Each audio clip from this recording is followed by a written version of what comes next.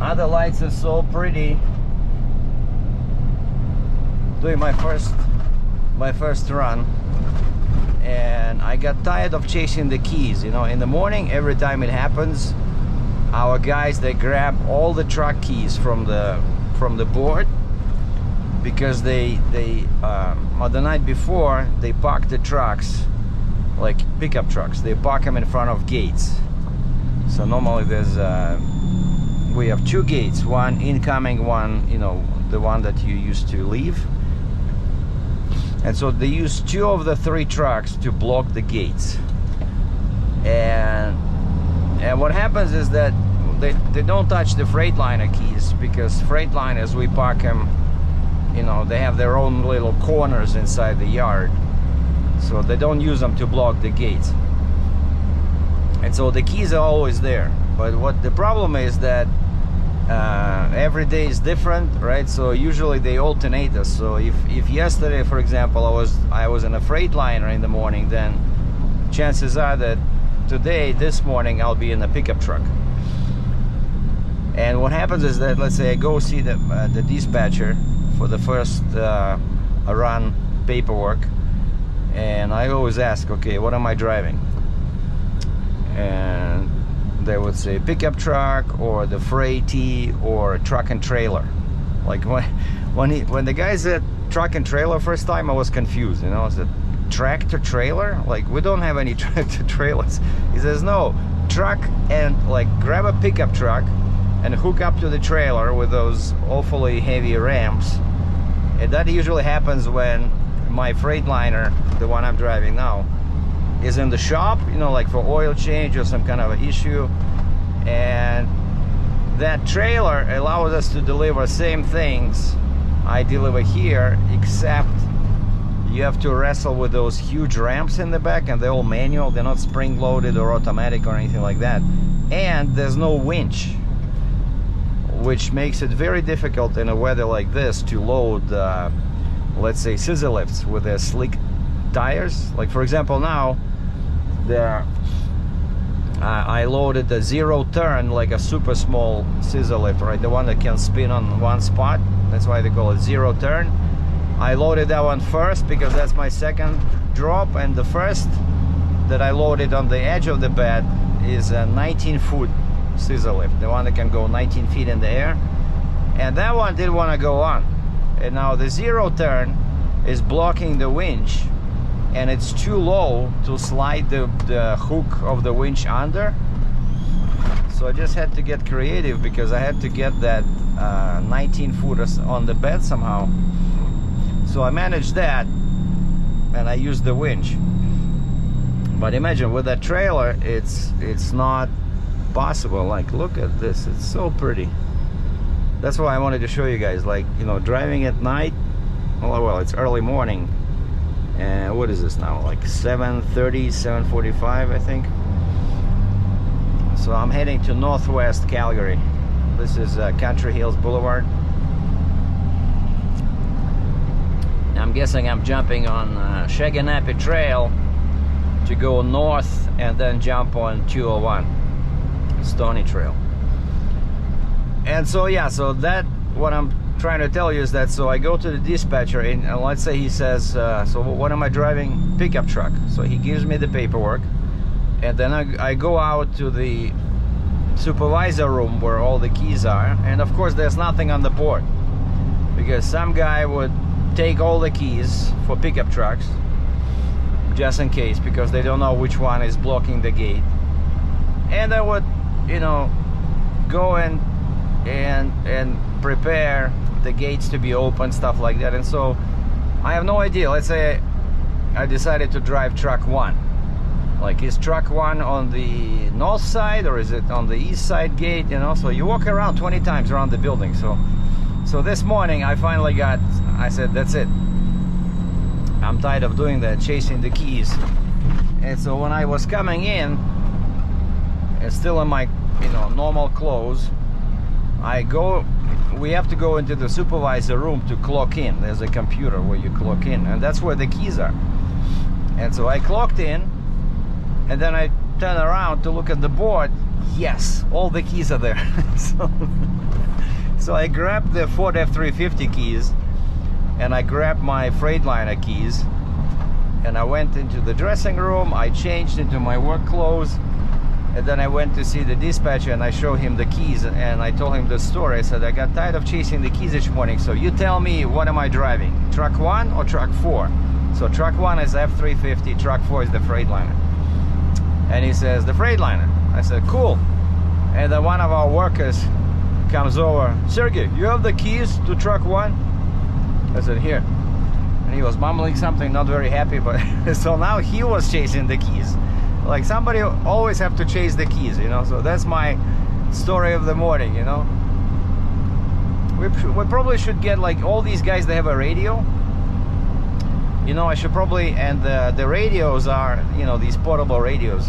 And the radios are on the desk behind the dispatcher. So I probably, what I should do in the morning, just grab one of those radios, you know, and keep them with me, because this way I can communicate with all the workers without chasing them.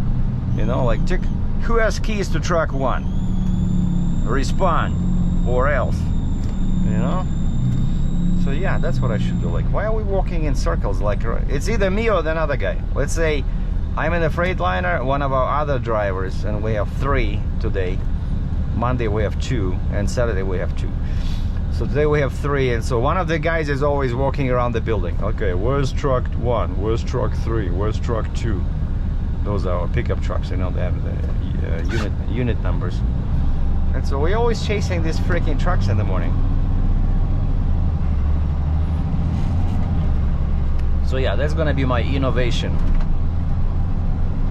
Because normally these radios are reserved for workers in the shop. You know, let's say the supervisor has the radio, and then let's say a customer comes in, and then the supervisor would radio, you know, like, hey, you know, John, you know, grab that 500-pound, what them calling?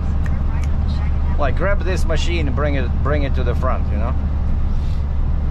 So they use these radios all the time, so they're pretty handy, right? So means you don't have to walk all the time to find somebody, and they're all on the same frequency, so everybody hears what the other guy is saying.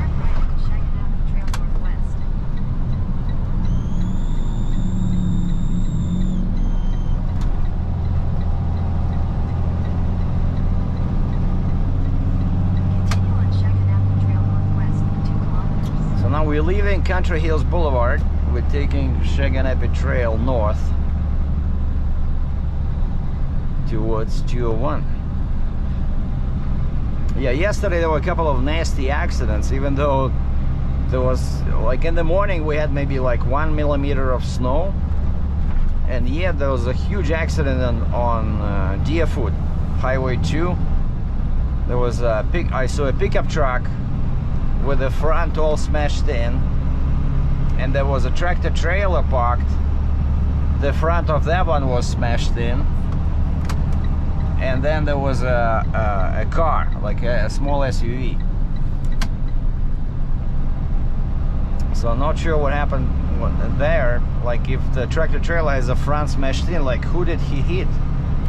Maybe he just hit the you know, the poles with the cable, like here you have them on the side. But it was slippery. It was slippery. Actually, I was coming to a set of lights and I see this stupid bus behind me. I hate those guys, you know. They drive either 2 times less than the speed limit, or they run like crazy. So this guy is flying in behind me, and I hit my brakes, and I could feel that the truck is sliding, you know, like very slowly, but I'm sliding towards the lights. So I started tapping my brakes so that my lights flash, and I see the bus paid attention, and he slowed down. In 500 meters, use the right lane to take the Alberta 201 West Stony Trail Route. Yeah, so I was checking the views on the last night video, so I'm glad that people like that. So I did that you know, recount of what happened with my company and how I ended up here. Actually, I enjoyed making that video because, you know, it just, you kind of like retrospect, gives you a, you know, retroactive look at something that happened and Use the right lane what to take happened. Alberta 201 West Rim. And maybe, you know, when I'm like 95 years old or something and I don't remember shit, I can watch that video. Oh wait, so that's what happened. Oh, Northwest, Alberta so these are the machines I carried? Are you fucking kidding me? I did this? Because that's actually the, I'm telling you, like, that's the feeling sometimes I get, especially when I look at that scraper. There was a picture that I used as a thumbnail to that video. Those scrapers, man. And I still remember I was at Ritchie Brothers in Toronto, and I was picking up one of those bad boys, and you have to bag them on the trailer, and they are articulated, which makes it super hard if you're not familiar with them. And they're so tall, there's very little visibility, right? And of course the auction guys, they're prohibited from helping drivers for liability reasons. But I approached, I went to the central booth where, you know, you enter and leave and you have to check in, like, yeah, the check-in lady over there. And I said, you guys, can somebody help me load this scraper? And so they said, yeah, we cannot help you, but we know somebody who does it often. He's also a driver. And so they gave me a phone number for a guy, and he lives nearby there in Bolton, Ontario. That's where the auction is, just north of Toronto. And the guy comes over, jumps in, and he says, you help me, you tell me which way to go. So you still want my help? What am I paying you for? So I think I paid him $100. He wanted 150. I said no, all I have is 100. And it still took him 3 attempts to properly back on the trailer. He would go on too much to one side, you know, crooked, so he would go off, go on, you know, reverse. And then finally, even this guy, who like did seem, he was experienced, because like there was no hesitation, he was very sure of what he was doing, you know. But yeah, those scrapers, man. And I see them here all the time when they prepare a new site, you know, for a new community build. They use these machines to, let's say, you know, level off the field, and that's like stage 1. So you see scrapers, dozers, and then stage 2 you start seeing excavators digging foundations. So it's interesting, you know, I'm driving around Calgary and I keep watching these communities grow. Like even in my area where I live, northeast, changed so much in 3 years I've been here. So since October 22 till now, it's December 25. Like there's new buildings, you know, like not just houses, but, well, there's a new couple of rows of townhouses that were not there before, and there's 3 or 4 new condo apartment buildings, like 4 stories high. So sometimes you drive there, wait a second, when did this happen, you know? Like there was an empty field, now it's 4-story buildings in there. Or it was an empty field, now it's a playground. Like you see those swings, you know, and like stuff for kids.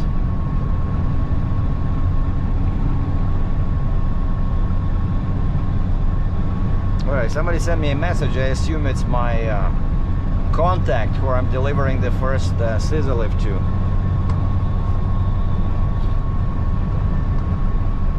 I'll check it when I stop. So, because these messages are very helpful. They tell you where to go. Let's say when you arrive at the building, like they want it in the back, in the front, you know, or they give you a phone number for a guy, like, oh, I'm not on site, but here's the your contact is this guy. Now here, you don't want to be in the curb lane because it always slows down because people jump in at the last moment. This is 1A, Crowchild, like very big exit.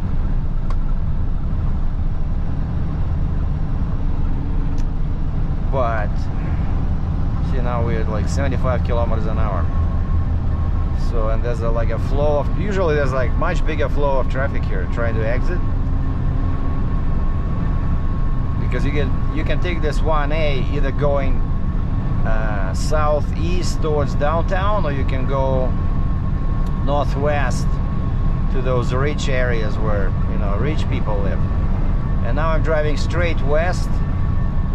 I know GoPro will not show it, but I can see mountains in the distance, which is amazing. It's dark, but this means that the air is so clear that even in the darkness you can see the mountains 100 kilometers away.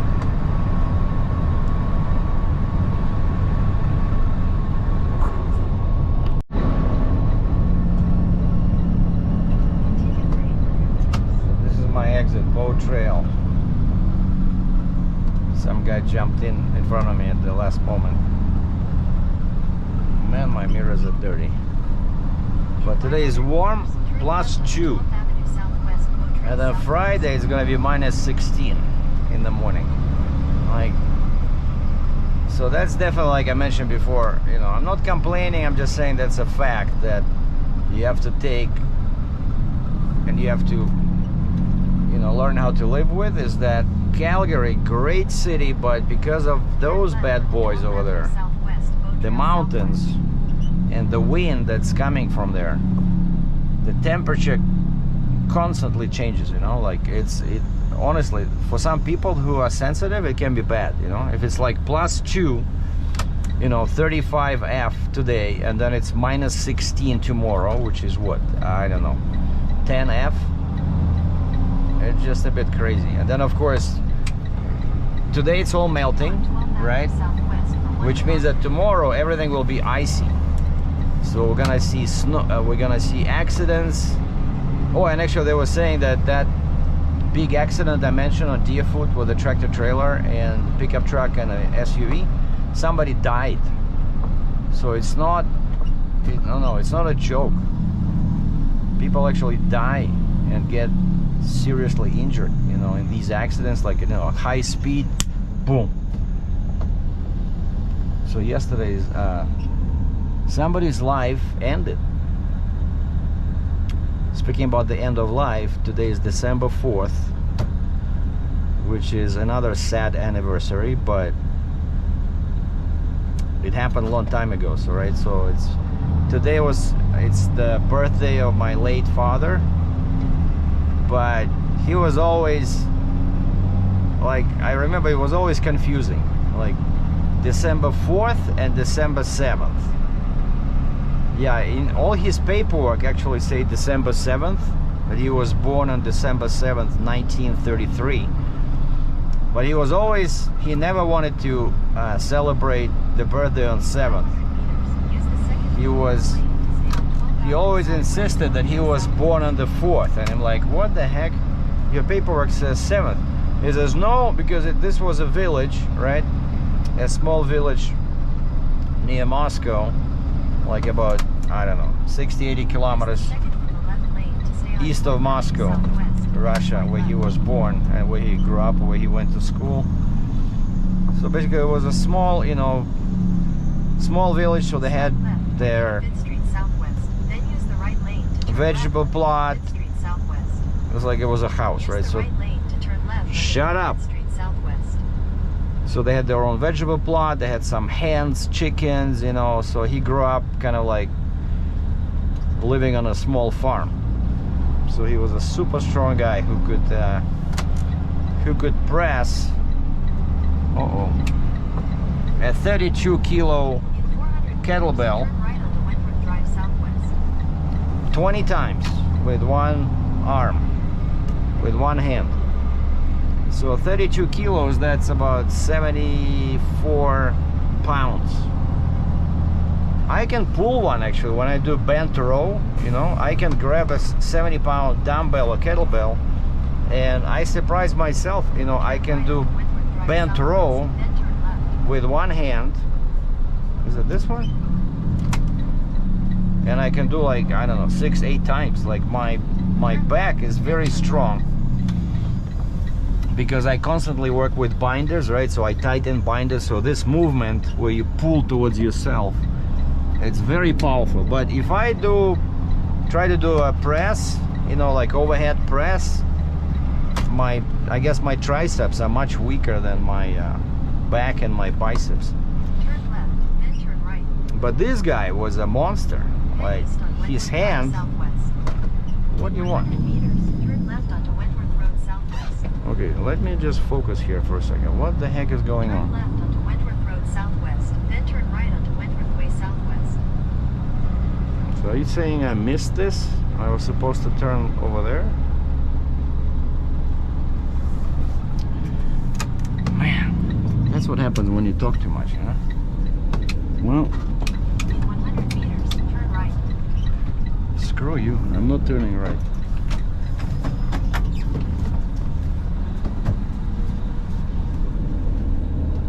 Uh-oh, a light post. Hitting that one would create a lot extra work for electricians, which they would probably like. All right, so I turn around. So now what? I think it's... Turn right, then turn left.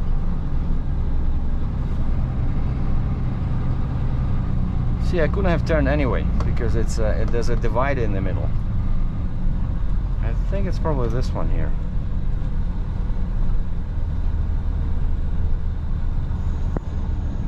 Private property. Okay, we're gonna go in and then we're gonna in and we're gonna, oh, and right away there's a lineup of 3 cars behind me. Holy moly.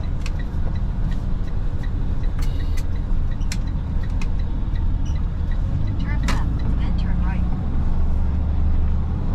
Man, the places we have to go to sometimes, it's crazy. All right, let me stop recording. I have to focus and see and check out the text message.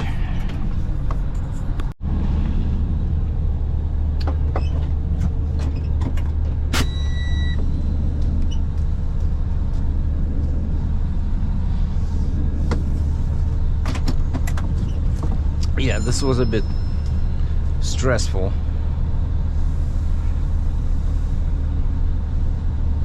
Okay, hold on. This guy just answered me. Good morning. What time? We'll be here, sir. ETA 25 minutes.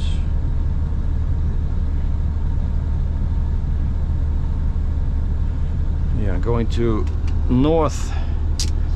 So basically it was a nightmare. The guy does not speak English, you know, a Chinese guy, and my crew is looking for you. So basically, yeah, it's next door is I think they gave us a wrong address. So the address that I put in takes me to those condos, like townhouses next door, south of here, that's north. And then here you have a huge construction site. And what helped me is that he said it's near No Frills on this side and Co-op, Calgary Co-op over there. And so I enter through the gate. There's like, as you can see, there's like 4 buildings being built in here. It's like a huge place. And I said, I parked over there next to the office trailer, but at least I saw the company name, you know, like the big company that probably the, what they call them, like that manages everything here. And so I stopped there, I turn on my flashing lights on the roof, and this guy says, oh, my crew looking for you. I said, I have flashing lights, look for a big white freaking tow truck. Like, what building are you at? What color? He cannot tell me what color. I said, is it green? He says, 1 story. I said, I don't see any 1 story, everything is 2 stories. But at least I saw, yeah, that company, Joe Ma or whatever. And I said, I just went through the gate. So finally some Chinese guy sits on the corner and starts waving. I said, okay, so that must be my victim here. But yeah, a bit crazy. When people don't speak English, you know, that's the problem in this country sometimes. And that's why I know, like, seriously, right? I'm not being sarcastic or anything like that, but it's hard. How can you do your job if you don't speak the language they speak in the country? And that's why I did not immigrate or try to immigrate to Japan or France, because all I know in French is je ne sais parler français, right? So that would not help a lot when you say in French that you don't speak French. Well, I know we, Turn left onto 85th Street Southwest. I know das Mädchen. No, wait, that's German. It means girl. Go. Civic. Honda. Alright, nice black lady. Waved at me. Okay. So yeah, I see, like, it's, I don't know, it's like 10 square kilometers over here. And they gave us the wrong address. And actually what helped is that the guy, I think the pickup truck that's behind me now, or he turned the other way. Two Canadian guys stopped and they said, who are you looking for?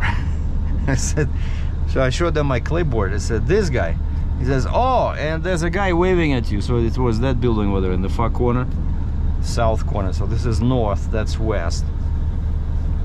So I'm guessing now I'm going back to 201 or something. Yeah. Because I have to get back to kind of like Livingston, you know, northwest Calgary over there. So my last machine, second machine, so I dropped off the a regular blue 19-foot scissor lift, and so now what I have is yellow zero turn.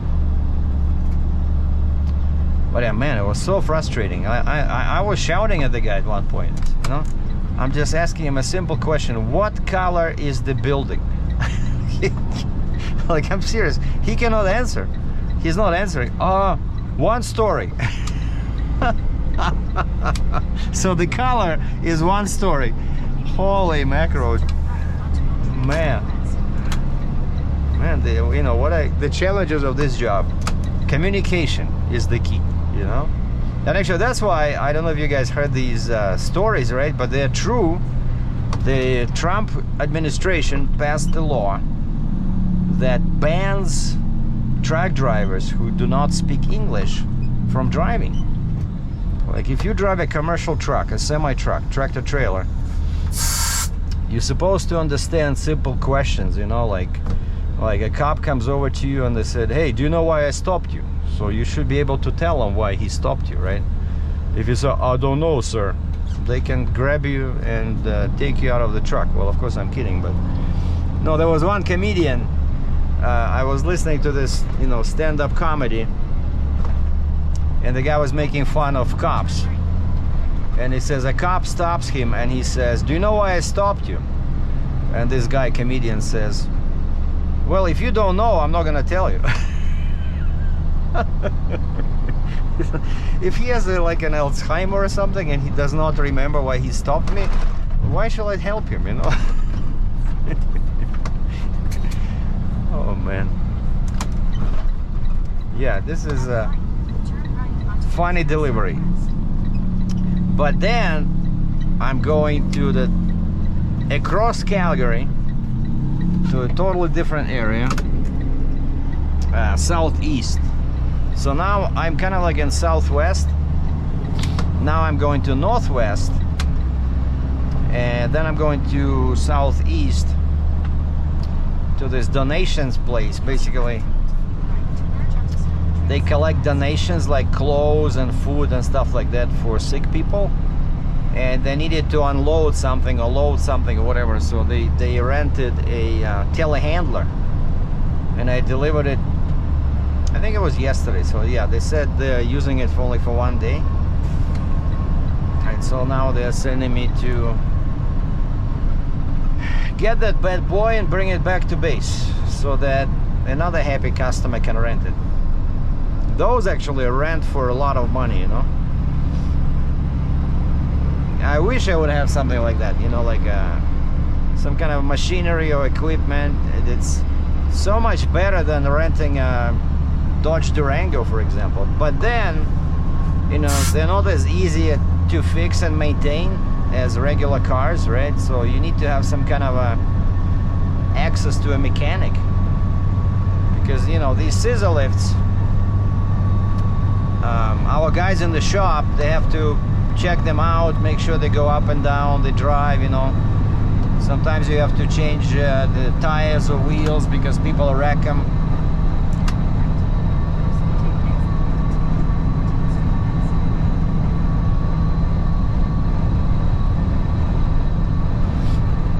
So yeah, that's not a simple business, you know, but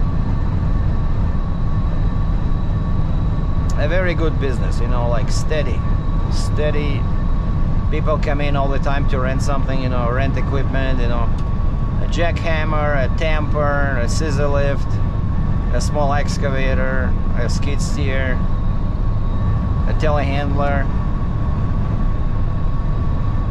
But I would say most popular are scissor lifts. And then we do, in winter, we do quite a lot of heaters. We have all kinds of heaters that can run on propane or natural gas. And it's interesting how if they're planning to use natural gas, there's another piece on the paperwork. It's kind of like a little vtulka in Russian, basically, a little adapter. They just grab that little adapter and you connect it to the hose. Oh wow, look at this. Man, that's a big accident. So the guy smashed in. Like, happens all the time, you know? It was probably a bit slippery.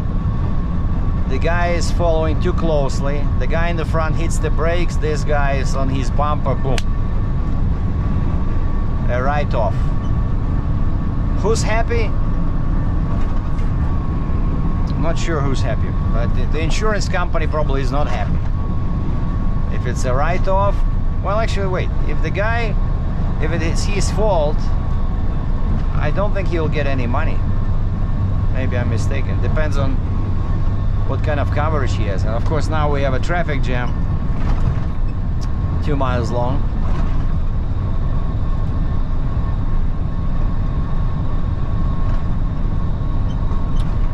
So yeah, we're going to take the 14th Street exit and go find our new construction. And my paperwork says Sergey delivered here before. It was kind of funny to see my name on the paperwork, you know.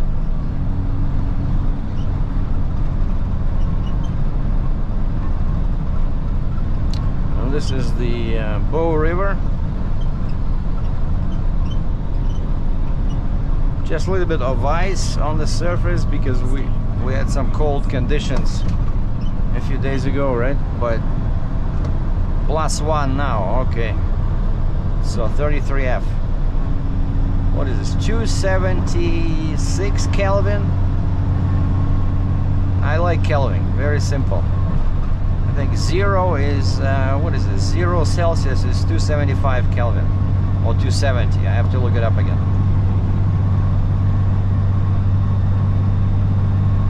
Actually, somebody was making fun of me for using Kelvin, but you know, sometimes I get tired of converting all the time to Fahrenheit, since most of my viewers are American and they have no idea what Celsius means. But who uses Kelvin? Like, seriously, it's scientists. Scientists, they measure temperature in Kelvin.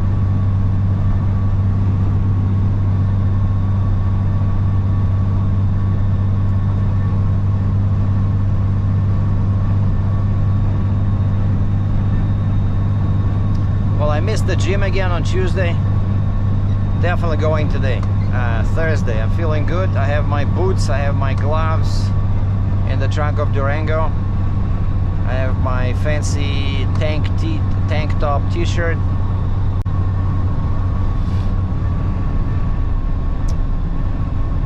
So I'm gonna go today after work, but if they let me go early, I might need to jump over to the vehicle for hire licensing office.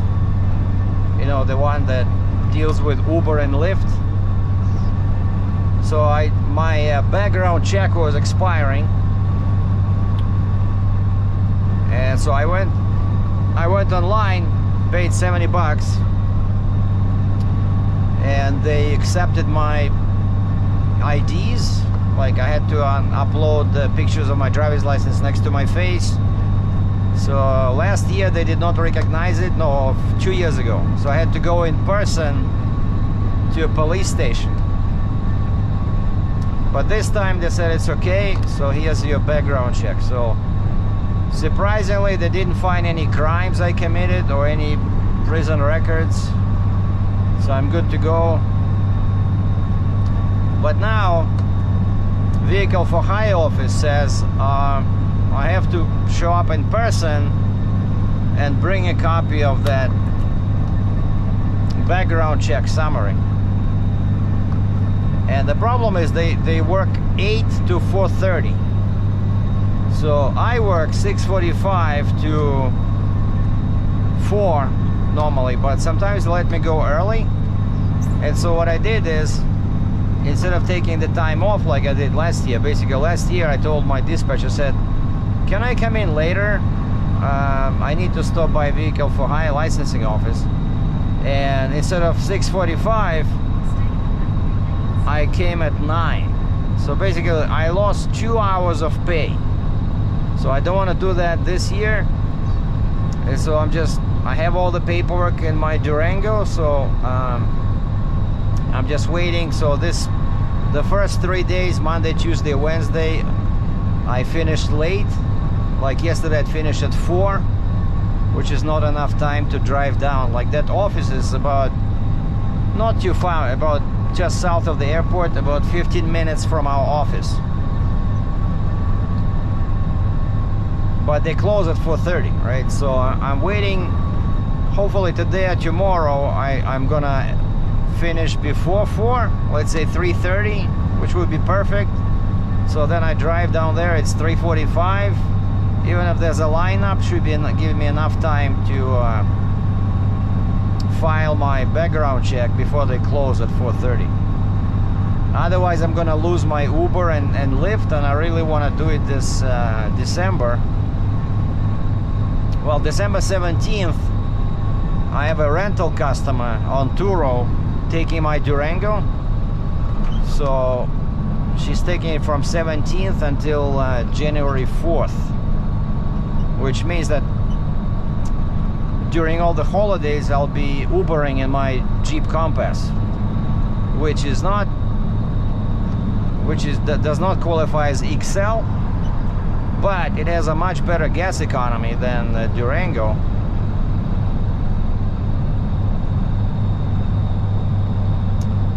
And so yeah, I'm gonna clean it up, and I have to get out the bike rack from the back. You know, I still remember I went on the bike ride when I got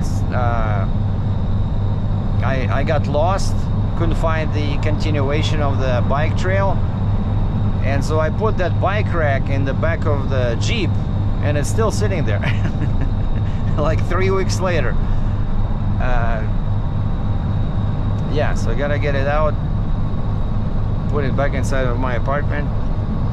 But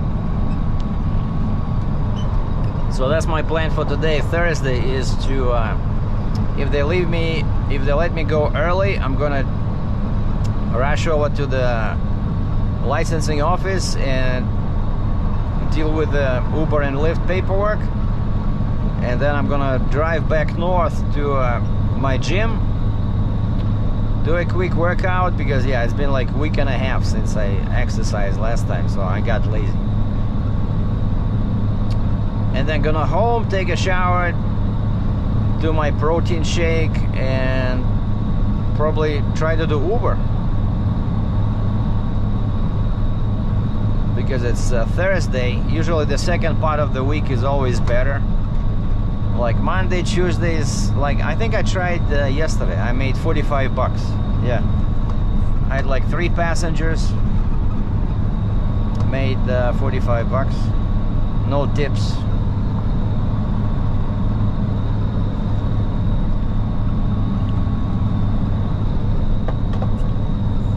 Well, just delivered my zero turn scissor lift inside this retail plaza, and actually I was here before many times when they started building up. So it's like a strip plaza, you know, like a little mall with stores, and this is a massage place. And so this guy is working on that building in the middle there. But I went inside, I couldn't see the unit number that he gave us, so I called him and he says, "Oh, I see you," and he waves at me. It was just, I went past his place, and so he says, "I don't know how to operate this, could you please put it inside through the door?" And I said, "Well, normally we don't do that, but if it's not too tight, I can do it." He says, "Okay, thank you." And so I parked in front of the door, put my bed down, and brought the machine to the very edge of the bed. The trick I learned from the previous guy who trained me. So it turns out, you know, if it's slippery or your bed is wet, if you leave the scissor lift close to the cab, there's a high chance it'll start sliding, because, you know, the bed is like this, right? So if you, and this is the, let's say this is the cab, right? So you move your bed like this and you tilted it, and so if the machine sits here, it's much higher if it sits over here, you know, and so there's a more chance it'll start sliding down. Happened to me a couple of times. You know, people get scared when the machine, well, if the wheels are perfectly straight, it goes straight and no damage happens, but it can pick up some speed, you know, if it goes from here. And so what the guy who trained me actually reminded me, I you know, I used to drive these, right, all the time when in late 90s. What was it? I came to Canada 97, I think 99, 2000, 2001, I was driving a truck like this. But he said, and I thought at first he was crazy, but I tried it, and sure enough, like when it's slippery, again, my bed is not too bad right now, but when it's slippery, before you tilt your bed, you bring the machine to the very end, maybe leave like 2 feet from the edge, you know, and then you move your bed, because, you know, the machine can be heavy, right?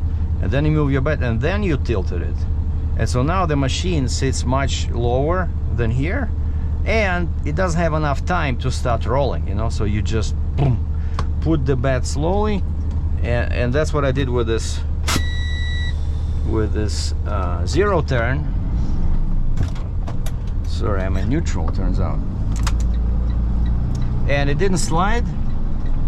Same with the previous one, the blue one. And sometimes imagine if you're very close to doors, like with those Chinese guys, so the rear of my bed was close to the doors, and it's all glass, and I'm thinking, man, if this thing starts rolling, I can smash the windows, you know. And normally, of course, what you want to do is you want to hook up a winch to the machine, you know, even if it's on the end of your bed. But if it's like slippery or everything is covered in ice and snow, you want to definitely hook up a winch, especially if it's a bigger machine. Like that one was light, but if it's one of those 26, 40-foot scissor lifts, you know, they're heavy, so they have a higher tendency to slide. But unfortunately, I could not do that, because in the front, like for that blue machine, because in the front I had the zero turn, which is like this above the deck. And so the hook is bigger than that, so I cannot slide the hook under the machine. And I don't want to scratch it by putting the cable over. Continue for 1 kilometer. And so yeah, one thing you could do is make sure that the wheels are perfectly straight. You know, because if it's straight and you point the machine in the proper direction, like I did, then if it slides, it's gonna go in a straight line. Whereas if the wheels are turned slightly, it'll start doing this, and then when it hits the ground, it can flip over, or basically it can damage something that's on the side, you know. Yeah, these things, you gotta be careful. Like, their tires are just slicks, like a race car.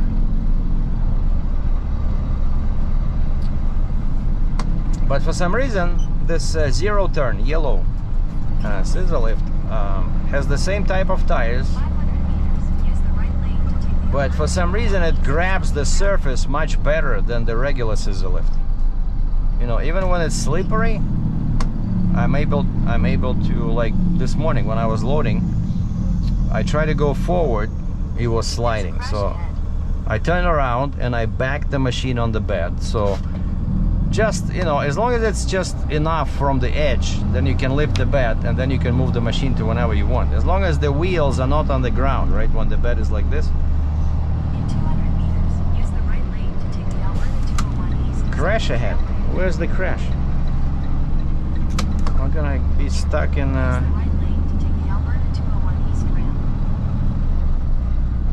ramp. So yeah, now I'm doing a big circle In 600 meters, merge onto Stony Trail from the West, northwest Alberta 201 East. all the way to southeast, and we're probably gonna finish the video over there.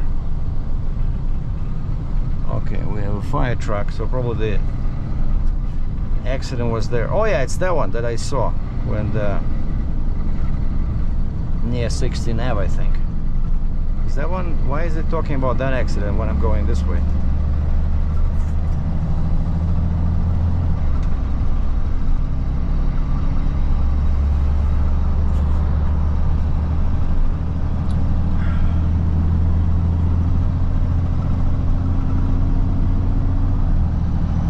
The transit bus.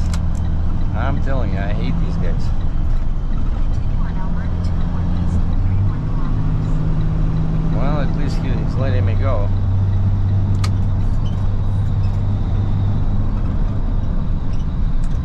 Uh-oh, flat tire.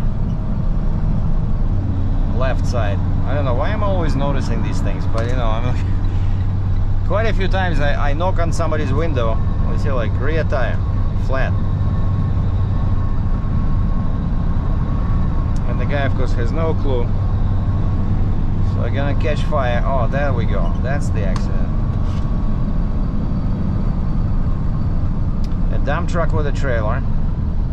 And then there's a pickup truck in the front. Did they kiss each other?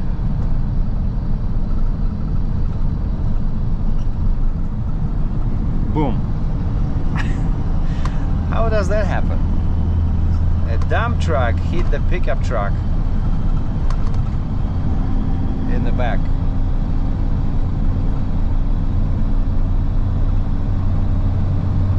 And they on the shoulder. Which means that there was probably so much traffic here, and the pickup truck had to stop, could not stop in time, went on the shoulder to create more space for himself. And the dump truck did the same. And the dump truck is probably loaded, so it's heavy, cannot stop on a dime, despite what many people think.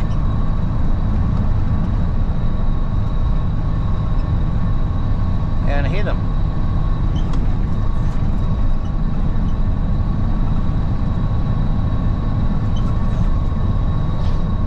Yeah, stuff happens.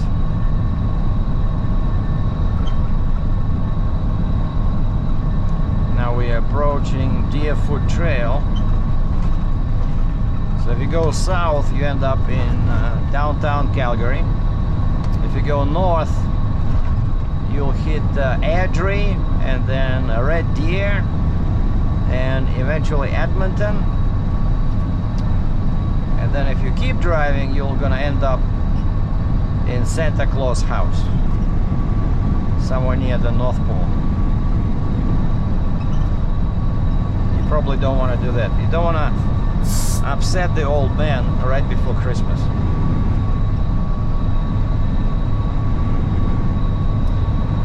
And that's what we have. If you go north here, that's where we have this big, beautiful shopping center, Cross Iron Mills. I don't like going there because it's on weekends, especially, it's packed. You cannot find parking, and there's like crowds of people inside, you know, like just crowds, you know. People walk like 1 foot away from you because there's not enough space. I don't know. Oh, and I texted the guy, I said, I'm coming, ETA 30 minutes. Could you please, if possible, bring the machine outside? And the guy texts me back, he says, it's outside, the key's in it. So I send him a thumbs up. So it makes my job easier. I know where it is because I delivered that one, right? It's in the corner of a little industrial complex. Like, it's a warehouse with a few units, 3 or 4 different companies in the same building. Yeah, see, that's kind of like what my Freightliner looks like. Same idea. They call us tilt and load, or rollback, or tilt deck. Yeah, our bosses in the company are calling this tilt deck. Are you driving a tilt deck or a pickup truck? Tilt deck, because the deck tilts, which is still a surprise for many people, right? Like when I deliver, I come to a dock, and because I have a wheel lift in the back, so I cannot go all the way to the dock, right? So I'm stopping, you know, like 3-4 feet, 1 meter away, and there's always people standing on the dock, let's say the customer, and they're scratching their heads, thinking, how is this guy gonna offload the scissor lift if he has this gap between the bed and the dock? And then I activate the PTO and I start sliding the bed back, and the guy on the dock would say, oh shoot, that's convenient, that's great.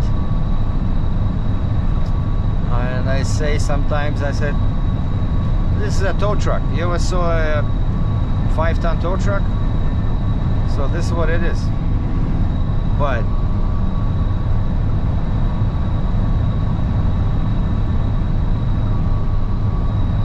alright, so as soon as I went into this lane to pass that guy, he picked up speed, you know, like a typical idiotic behavior.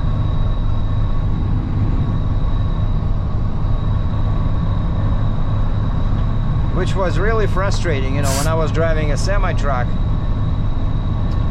And of course in the States as well, many companies govern the trucks, right? They limit the maximum speed, and they choose different speeds. So like one company would limit their trucks at, let's say, 62 miles per hour, another one 65, and one can go as crazy as 60. And then you have these guys trying to pass each other. And let's say one guy is governed at 62 and the other one is 63. And so the 63 guy gets tired of following the 62 mile per hour guy, and he tries to pass him. But you know how long it takes if your speed difference is only 1 mile an hour? It takes like a mile or 2 miles, you know? And I saw that quite a few times, you know? And then people get frustrated. Actually, there was a radio show I was listening to where people could call in with questions about semi-trucks, like regular drivers. And one question was, why do semi-trucks, when they try to pass each other, why they drive so slow? And they say, I would get stuck behind a guy for like 10 minutes. That's when the anchor explains to them that many trucks are governed, but of course, if your speed is this low, you shouldn't be obstructing traffic by trying to pass somebody who's, it's not right. You can get a ticket for that, you know?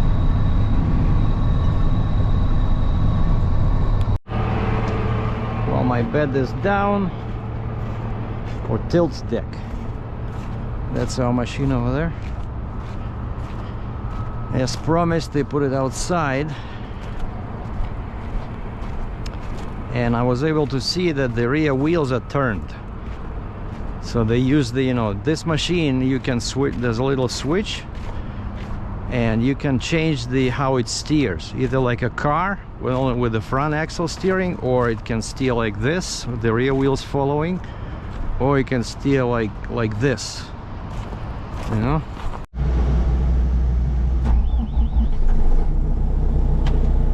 See, now I see the selector is on opposite. So what I have to do is I have to turn the wheel until the rear wheels are perfectly straight, because only then you can change to normal. Like now, yeah, only the front. Actually, sometimes I use this one. Oh, actually, yeah, this is opposite, so it's like this.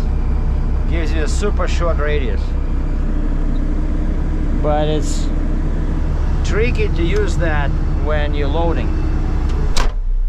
And so that's the parking brake. If it's not on, the machine will not start. Man. And there's no heater, like it's vented fan, but I have no idea. Like I've been asking our guys there if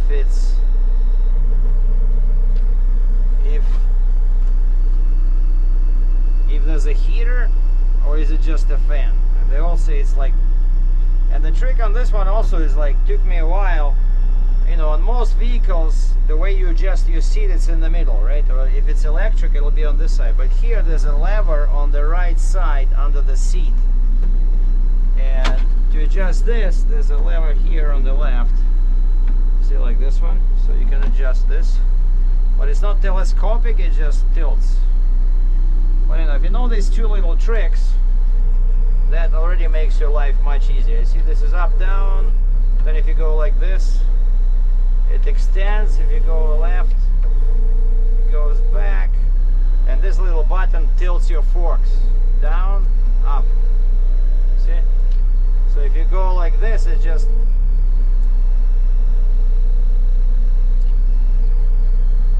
alright, and then we put it in gear and nothing happens because this thing, it has hydraulic drive, so you really have to give it some gas or some throttle. So that, which was baffling the heck out of me when I first was dealing with this machine. Like, you know, like let's say again, I put it in gear, so it only has first and reverse, and why is it not moving?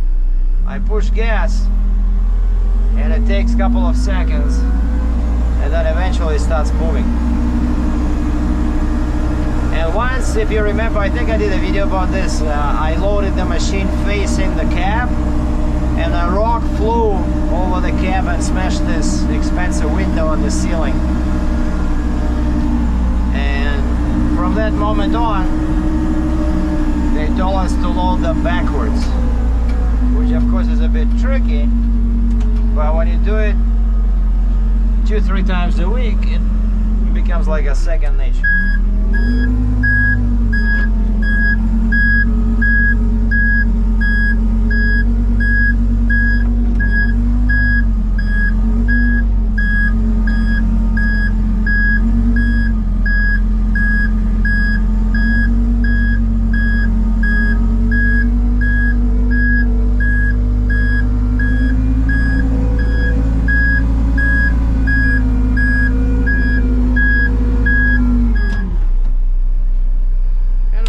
It's on, you know, then you can correct it. But what I usually do is I look at that hole in the middle of my deck. That sends as you know, that's what I take my bearings from, and then I look at this, at the boom, and it looks like the boom is in correct position. But now I'm gonna get out and check how, if there's too much space on one side, and then I'm gonna tilt the deck, so it's much easier to move the machine when the deck is up, right? So you don't have to fight the gravity. But that's the main thing is done. The machine is on the deck. Now we just have to correct if necessary, put it up, put some chains on, and we're good to go. You see, the machine sits pretty good. I just have to turn the wheels a little bit. The boom is just off center a little bit, which is nothing critical. Actually, I think it points, no, it's just a bit off here. So I just can go backwards a little bit like this. And we're good. All I have to do is just put the forks down, put a strap over it. I use 3 chains, maybe 4 sometimes. Good. And that's what it looks like. So 1 chain over there, 2 chains over here, 1 strap over the forks, The parking brake is on, and we're good to go. Well, and now it's 24 kilometers back to the base. ETA 1027. Yeah, normally my first run does not take this long. Usually I'm back before 9, but these are 3 stops all over Calgary. Right, southwest, northwest, and then southeast. Like, what am I supposed to do? Turn left onto 78 Avenue Southeast. A low battery. Hold on. Just got this nice new cable from the boss.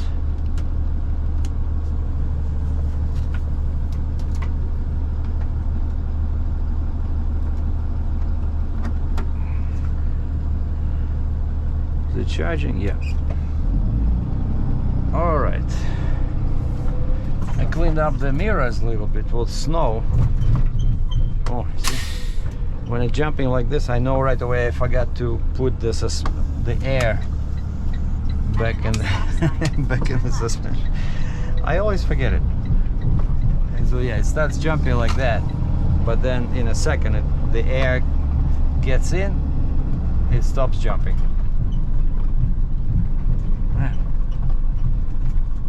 But this road is super rough because of all the ice and snow. I have lots of air.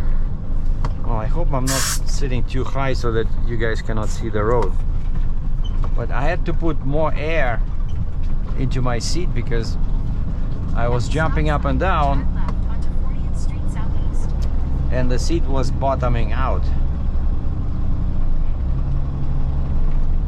It was hitting the base, you know, which not exactly a pleasant feeling. So which way are we going? This way. So always come to a complete stop when filming. Remember the rule? Boom.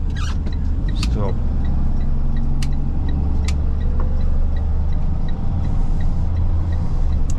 Back in the day, Turn left. when truckers started doing these videos, a couple of guys got fired. Yeah, it was in the news. Some trucker guy, you know, he was flying through stop signs while recording, and then he posted it on YouTube. At the stop sign, turn left onto 76 And somehow Avenue Southeast. the company he worked for got hold of the footage. And like, wait a second, what kind of an idiot are you that you're documenting your, you know, transgressions?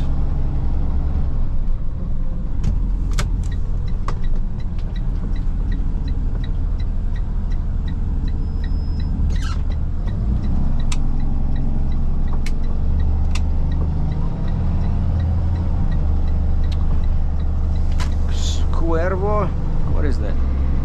The tequila that invented tequila. That's what the sign said.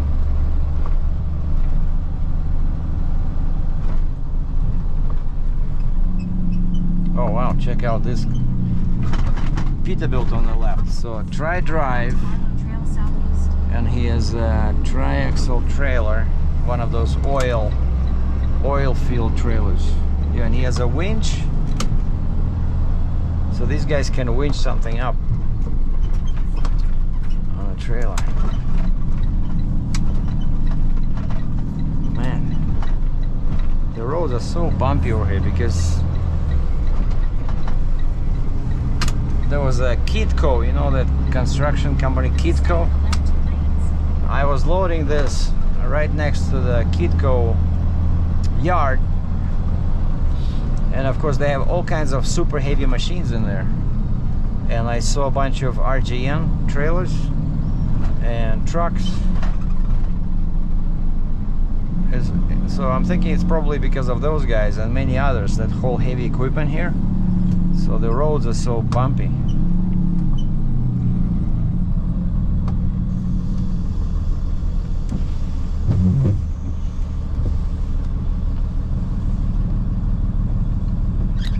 So my new wipers working great. Before it was not even cleaning the top part. Now it's more or less 10 out of 10. Yeah, this is still industrial area. I see lots of warehouses, trucks loading. We're near 66th Avenue. I'm guessing southeast. Yeah, southeast. And I'm using Apple Maps. It's trying to get me to Deerfoot Highway 2 to go north back to the airport area.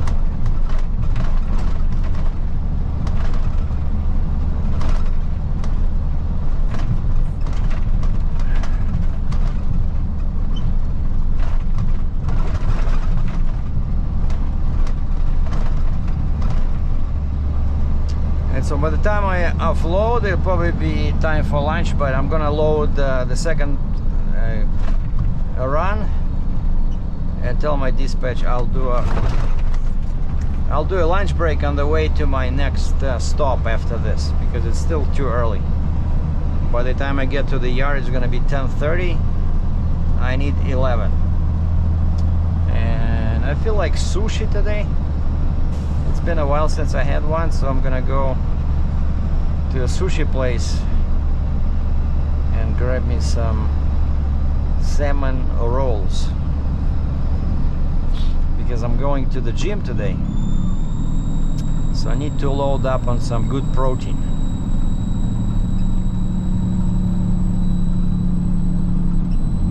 And we're passing 2 truck stops again, where I spent a lot of time when I was a trucker. Hated both of these. I don't know if they did any renovations inside, but back then it was like a nightmare, you know. The one on the right coming up is Petro Pass, and I hated that one because I didn't have the Petro Pass fuel card.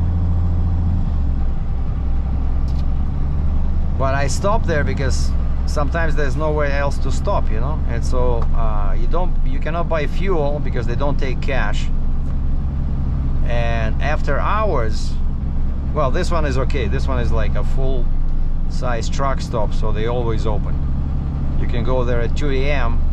and the doors are open. You can buy, you know, coffee or whatever, use the washroom. But if it's a small Petro Pass, they close the building at like 6 or whatever, and you need that Petro Pass card to get in if you want to use a shower or a washroom. So yeah, I remember this one. I was sitting here for a few days when I was looking for a load.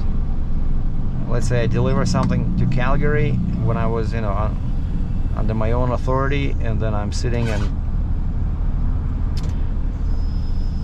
just inside they have like a, you know, table, so you can sit inside, buy some food. But I don't remember if they had any chargers. You know, that's always a problem with truck stops. Like, okay, I have my own internet, I have my laptop, right? I need to go on the load board, so, but you know, a typical laptop, right, what would last like 3 hours, 4 hours? All that Mac Air I had was great on with the, in terms of battery life, but I got rid of it. Like the one I took with me to England for the trip, but you know, I don't use it. It just sits there, so I needed the money, so I put an ad online. Sold. So okay, what do we have here? Volvo, Freightliner, Peterbilt, Freightliner, Volvo. And then here, guys without trailers can park. Oh, now they have a pizza, they have a Egg Smart, some kind of restaurant specializing in egg dishes. Yeah, and on this side they have the Road King. Yeah, has a much bigger parking, and even has a small hotel, but it's terrible.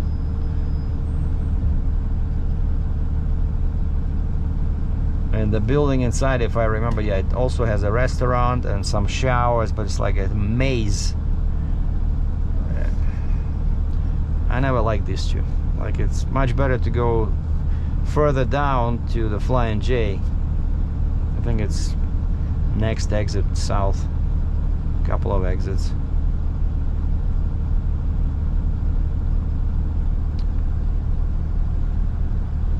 So yeah, this was my, and imagine this kind of weather, you always have that dilemma with do you want to run the engine, or do you want to run your heater, your bunk heater? And those bunk heaters, right, they sooner or later they lose the charge and they stop working, and then you have to run your 15-liter diesel Cummins and burn half a gallon or a gallon an hour to stay warm.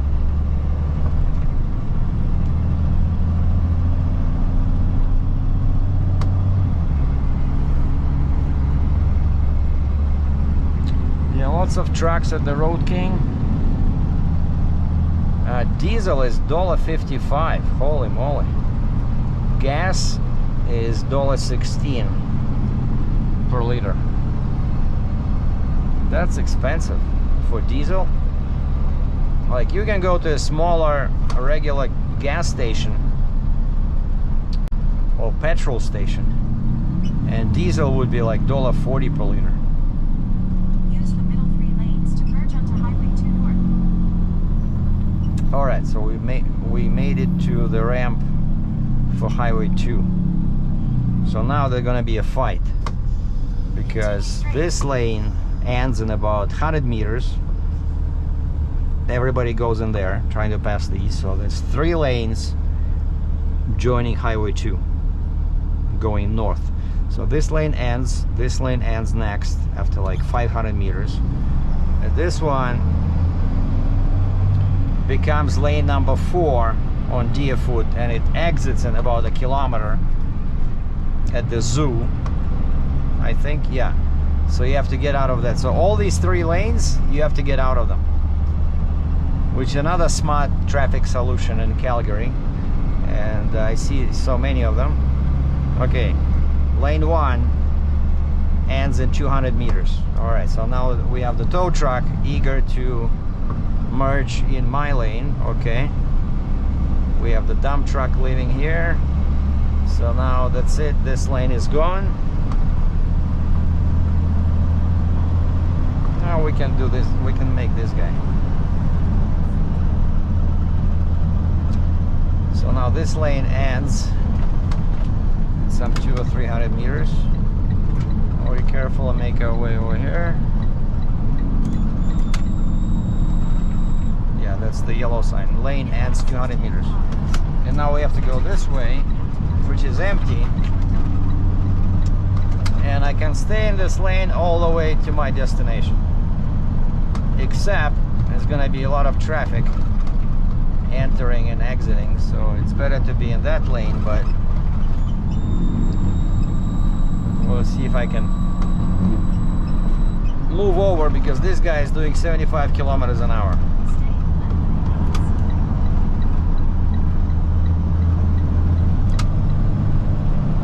And the speed limit is 62.15 miles per hour. Or 100 clicks an hour, because there's no more construction zones here that used to annoy the heck out of all the drivers with the 80-kilometer speed limit. So they finished all that. You can see over here we have 3 lanes, and further up where they used to do that construction, you'll see like 5 lanes, 6 lanes, which really helped the congestion, you know. Now here's a tricky turn. The sign says 95 kilometers on the exit, because it's really sharp. If you go much faster than that, let's say 110, 120, it'll start pushing you out towards this end so you can hit somebody. And that's it. Here's another situation. It's after lunch. I'm supposed to be more patient than I am now, but for some reason I have very short temper right now. So I talked to the guy, and the paperwork is pretty strict. It says call for bay number where to unload and give us 30 to 45 minute notice. So I give him 30-minute notice when I was finishing my lunch, and it's a Goodwill Center. Okay, the guy showed up. It's a Goodwill Center, and the guy specifically told me, do not go into the fenced-off area where all the docks are. Go to the donation center. So I go inside. The cashier hardly speaks any English. She called the supervisor. The supervisor shows up 15 minutes later, and she says, go into the fenced-off area. I said, the guy told me specifically, do not go into the fenced-off area because they're going to be working on heaters in your donation center. Oh, well, I don't know. So, well, I have to wait for him. And so I'm just going to mark my time. So that I waited, what was it, like 18 minutes. And so nobody knows anything. It's a very big building. Oh, the GoPro recharged a little bit, so we can continue for a few minutes more. I'll show you guys my next stop. So this is the Goodwill Center. And you know, I always feel like an idiot because when I try to explain to people what am I dropping off or what am I picking up, because you say scissor lift, it's like you're saying, you know, some kind of a special scientific term. Nobody knows what a scissor lift is. So I always show like this, you know, an aerial platform that goes up and down so people can work at the ceiling. Okay. And I still see that they don't know what I'm talking about. So the way, like the dock was open next door to the entrance to the donation center, because that's where this guy said he's gonna be working on the heaters on that side of the building. He specifically told me, do not go into the fenced off area. And there's a little dock in there where people drop off donations, and there was a guy standing there. The dock was open. I go over, I say, hey, can I drop off my scissor lift over here? He looks at me with those big eyes, you know, and he says, go ask the cashier. And I said, next door? He says, yes. I go to the next door. He starts waving at me. No, over there. The next door. Okay, so now we have a communication problem. Like, I don't know, nobody speaks English anymore. I don't know what the heck is going on. I go inside, so that cashier, of course, she does not understand this. She does not understand scissor lift. I said, is there anybody I can talk to? So she calls the supervisor twice on the PA system. Nothing happens. I go back to my truck. Finally, some lady shows up, and the supervisor, and she says, I said, can I unload here? No, I don't know what part of the building they're working. We have a lot of problems. And I show her the paperwork. I said, it's for these guys. Like, you cannot probably have one company dealing with all the problems. Like, this guy specifically told me he's working on the heaters in the donation center, and that's where I was, right? No, you'll have to wait for him. He will tell you where to unload. And so that's when, you know, I was recording that finally the guy shows up, and he goes talk to the supervisor who opened the door, and he says, yeah, I assumed they didn't want you inside that caged area because that's where all the trucks go and there's a lot of traffic. Well, if that's where all the trucks go, I'm guessing I should have gone there too, because I am in a truck. And that's what ended up happening. So I found the dock. The guy went inside, opened the door from the inside, and I just unloaded this big ugly scissor lift. Top secret machine, you know. Nobody knows what it is. I should come up with some kind of a. Remember a few trips ago, I was also picking up a machine at it was I think it was some kind of a grocery store, and there were two Chinese people in there, like two young Chinese, a guy and a girl, and they were asking the shipper, the receiver, what is this machine called? And I told him scissor lift. He looks at me, of course I have an accent, like I cannot get rid of it, so he probably heard scissor lift, not scissor lift, like scissors, right? And I said, you know, scissors, because the foundation is like this. It looks like scissors. Anyway, where I'm going over here? 72 Avenue, okay. So yeah, now I'm going back to, I dropped this one off. I'm picking up a boom lift that I think I delivered one yesterday or the day before. They were using it to fix a big overhead crane that blew a fuse or something, and so it's, you know, 5 meters in the air, and so that's why they needed this boom lift. And so now they called us, they said they're done, and the office handed me the paperwork. Go. And so now I'm on a mission, you know. I'm like that dog that has to find the bone. I cannot leave until I get the boom lift. I'm sorry. Wow, what that guy is doing over there? He went in on the snow with his front tire.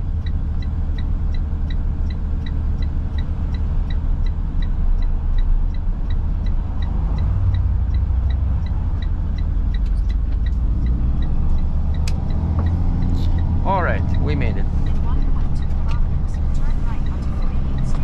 Oh, I know this street. This is where the little Flying J is. It's not like a real Flying J, but it's a mini version. It's one of those, what they call them. It's like run by a third party. You know, kind of like a franchise. I saw something like this near Thunder Bay. Because you buy coffee, even the coffee mugs had some kind of a different logo. And this one here, again, the diesel is often overpriced compared to other stations. So the green numbers are diesel, the red numbers are gas or petrol. So gas is $18.9, diesel is $155.9. So that's $1.55, basically $1.56 per liter. And it's a tiny building. I think I stopped here as well when I was a trucker. Yeah, you see there's a tiny, like this, maybe 20-30 spaces for trucks in the back there behind the building. And they probably have showers, and they have a deli, like it says, try our hot deli. So they have some food in there. Actually, I stopped here in this truck and I took my lunch break there because they had some nice samosas, like vegetarian or chicken, whatever. So anyway, are we getting close here? Oh, that's a competitor. See, these guys, they have 3-axle trucks, like heavy axle trucks. Yeah, I wish I was driving something like that, because this thing has single axle in the back. You know, it's not really a serious truck, but it does the job. It can move any and all of our machines, and that's what it's designed for. You know, I was asking them about this. I said, why you don't have like a 2-axle truck, you know, like a 2 axles tandem in the back? Oh, because that would be too heavy and it's an overkill for what we have. Because our heaviest machine, according to my research, is that telehandler. It looks small, but it weighs 10,000 pounds. And this boom lift I'm picking up, that's the next in weight, because it weighs 9,950 pounds or something like that. Basically just under 10,000. And this time I'm not gonna go inside because they're just nuts. crazy busy over there. Like, yeah, my machine should be in here. Last time I backed in there, and those are my tracks. I went on the sidewalk there because, you know, there's cars everywhere. It's very narrow, so screw this. I'm just gonna drop my bed in here. I'm gonna start the dance music, the flashing lights on the roof, drop the suspension, start the PTO, increase the idle,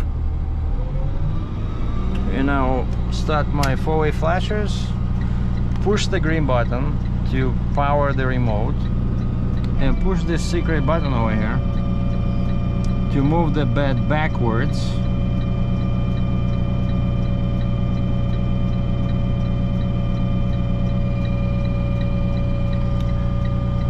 It's a serious job I have here. And when the bed is fully back, boom, we'll push this other secret button, which tilts the deck down to the ground. That's it. Kill the idle, we don't need it so far. We'll need it later when I put the bed back, but now I have to go grab the machine and bring it out and load it up. Easy peasy Japanese. Well, things get slightly crazier after lunch. First off, of course, they switch me, like it usually happens, they switch me to pickup truck.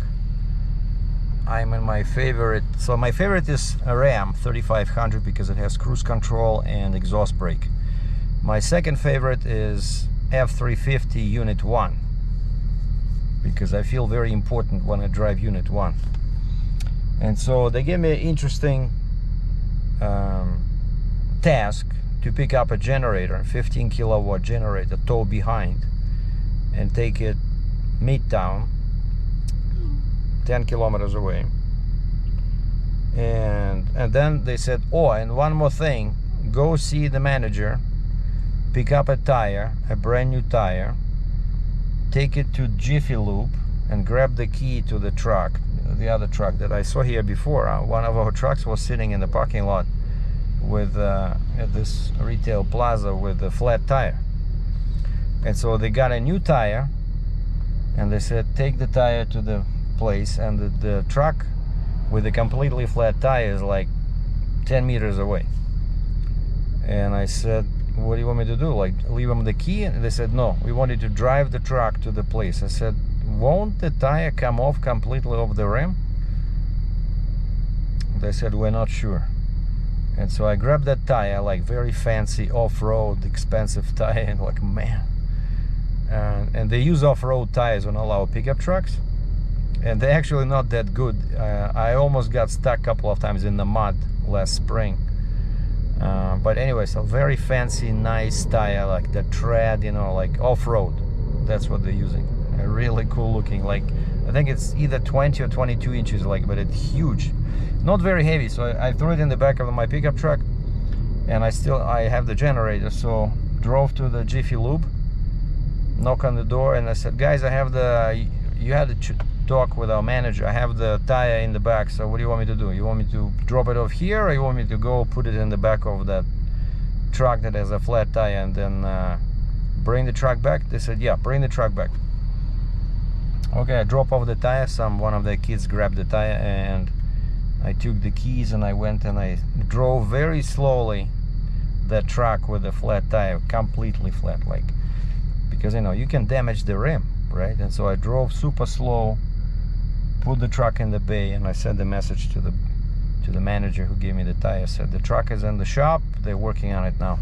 And I asked the guy, I said, why does it need a new tire? Like, what is it, like a side damage? And the manager and the shop guy says, oh, well, we don't know, but the tire is completely flat, so we don't know if it can be fixed, you know, because normally, you know, if the tire has a nail or something, right, you can fix it. And most places don't even charge you. Like, I remember that place that I used in Cambridge, what was it called? Like, where they were checking my tires on the K-Whopper and the 60-ton RGN. Very nice guys. And I would bring my car or even a truck. They said if it's fixable, we're not charging you. If it cannot be fixed, let's say if it's a sidewall damage, then you need a new tire, right? So they'll sell you a tire. But if it's just a nail, they do that vulcanizация in Russian, like I don't know what it's called in English, but like the proper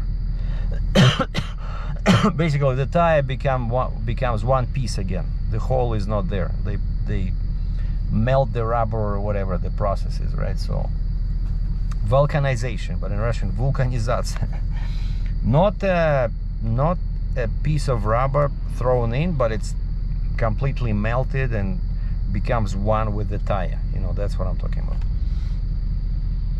And then I texted then I called the guy where this generator is going, and I said, I'm coming in 15 minutes. What is it? Is it a house? Is it a commercial building? Because I need to know which side he wants the generator on. He says it's a brand new house. I said, is it finished or is it just a foundation? He says it's just a foundation. Okay, so that makes it easy to find, right? Because he said, I would like you to go in the back alley. And the problem with back alleys is, hold on. Hello, Sergey. Hi, this is Nisha again. Yeah. To reschedule the delivery, do I have to tell you or the lodger? So wait, so what do you want to do with the delivery? So the framer guy who someone he's a framer, so he told me that if you can lock today, and he can lock the Oh, okay. So you want the lock. yeah. Okay. Well, then you have to talk to. Can you ask your boss? Yeah. Call our company, and ask him to add a lock to the trailer, and I'll go back now. I'm like 1 kilometer away, and I'll go pick up that lock, and when I drop off the generator, I'll lock it, and I'll give the key or hide it somewhere for that padlock, for that lock. Okay, then I will call the lodgers and tell them to keep the lock as well. Yeah. So just add the lock to your rental contract. I'll go grab it now. I'm like 2 minutes away, and then I'll head over there because your guy said he wants it in the back alley behind the house. Is somebody gonna be there? Like what do I do with the key for the lock?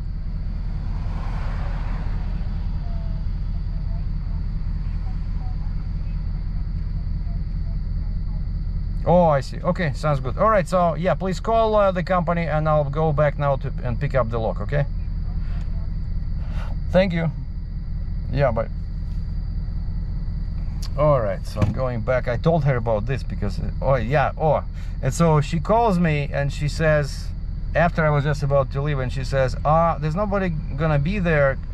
My boss is asking, can you take one wheel off for security and take it with you? One wheel off the generator.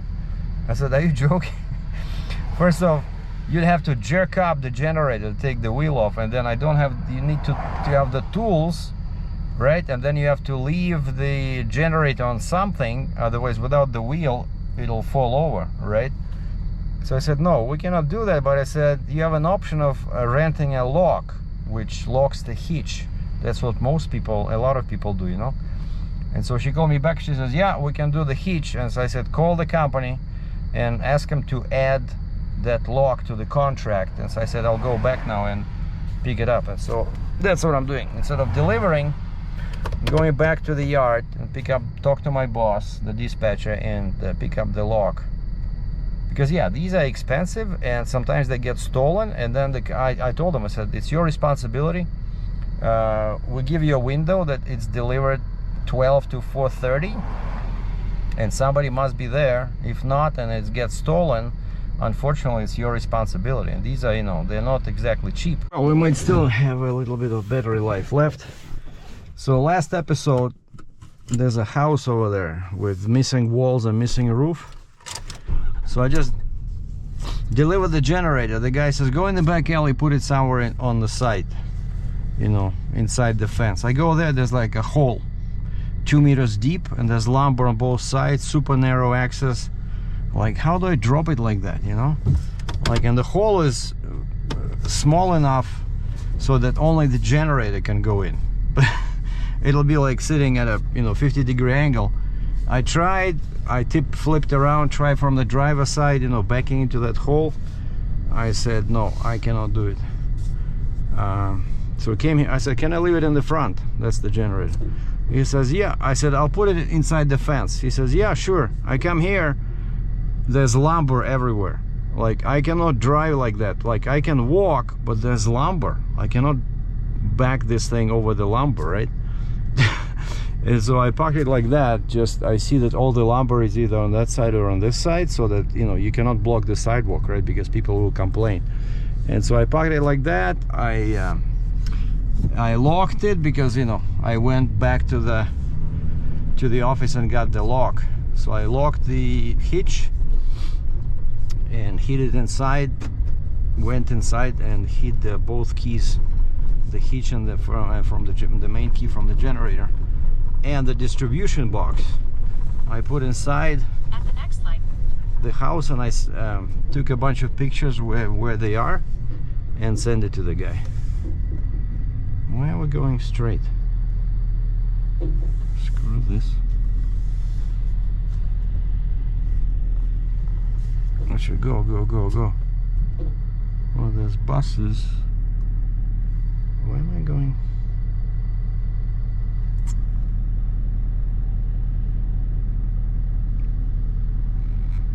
I don't think I came like this.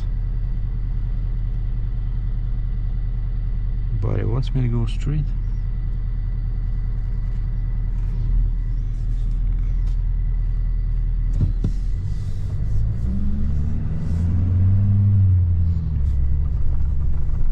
So yeah, that was not an easy delivery.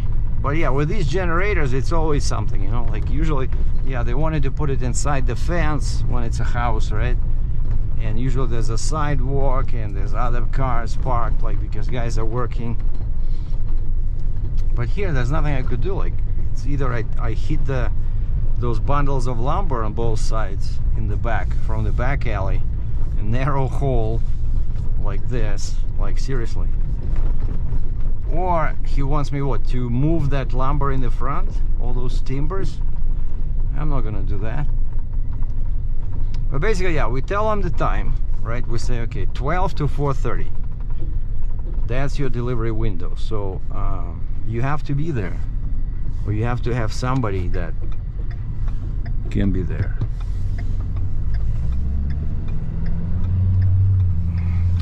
at the next light, turn left. And why am I going towards downtown? I wonder, because I see the downtown, which means that I'm going south. This one crazy freaking map program. Oh, okay, this is McKnight, I'm guessing. Yeah, this is McKnight, okay. So we're taking McKnight east to Deerfoot Trail, Highway 2, and then we go north towards the airport. But anyway, so yeah, I wanted to share with you guys how sometimes the customer says, yeah, drop it in the back alley, and then it's not possible. Can I drop it in the front? Oh yeah, sure. You go to the front and it's not possible either, because of course they want it inside the fence.